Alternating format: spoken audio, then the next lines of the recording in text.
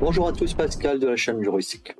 Alors aujourd'hui, je vais vous expliquer comment on calcule la mensualité d'un prêt bancaire avec la fonction VPM d'Excel. Alors je vais commencer par vous présenter les arguments de la fonction VPM qui a 5 arguments, dont 3 obligatoires et 2 facultatifs.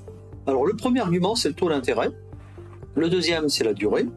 Et le troisième, c'est VA, le montant que vous empruntez. VC et type sont des arguments optionnels qu'on n'utilise jamais, du moins pour rechercher une mensualité. Alors important, le taux d'intérêt et la durée doivent être sur la même échelle de temps. Alors par exemple, si vous avez une durée qui est en trimestre, vous devez mettre un taux d'intérêt trimestriel, donc taux d'intérêt annuel, souvent divisé par 4. Pareil pour une durée mensuelle, vous prenez le taux d'intérêt annuel, vous le divisez par 12. Alors passons maintenant au tableau. Je vous ai mis des codes couleurs. Les valeurs donc qui sont des données, je les ai mises en grise. Et les valeurs calculées, elles sont en bleu. Les valeurs du moins calculées intermédiaires.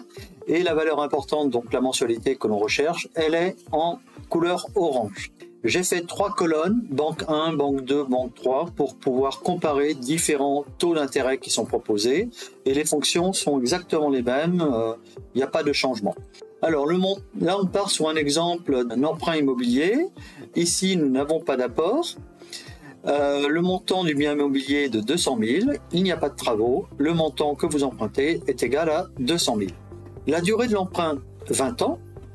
Le taux qui est proposé, 2,5%, et la mensualité qui est négative. Donc la fonction VPM sort des valeurs négatives par défaut. Regardez comment elle est calculée. Donc c'est VPM, B8 divisé par 12, donc c'est le taux d'intérêt divisé par 12.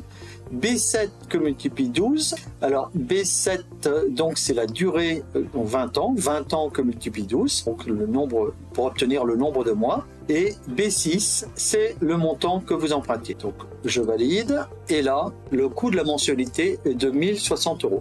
Si nous avions donc un taux d'intérêt de 3%, le coût serait de 1109 €. Si vous avez un taux d'intérêt de 1,5%, ce n'est que un coût de 965 €. Donc, j'ai calculé également aussi dans ce tableau le coût de la mensualité par an.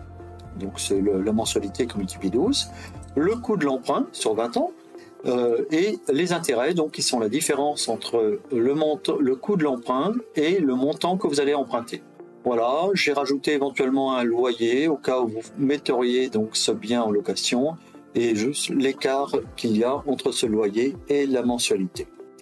Donc voilà, ce tableau est construit avec 3 simulations possibles et que vous pouvez utiliser si vous souhaitez discuter avec votre banquier. Au moins vous avez les bonnes bases pour appréhender le sujet convenablement. Cette présentation est terminée.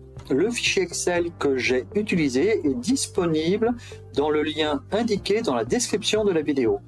Likez, abonnez-vous pour ne rien manquer de nos conseils pratiques et financiers. Merci et à très bientôt.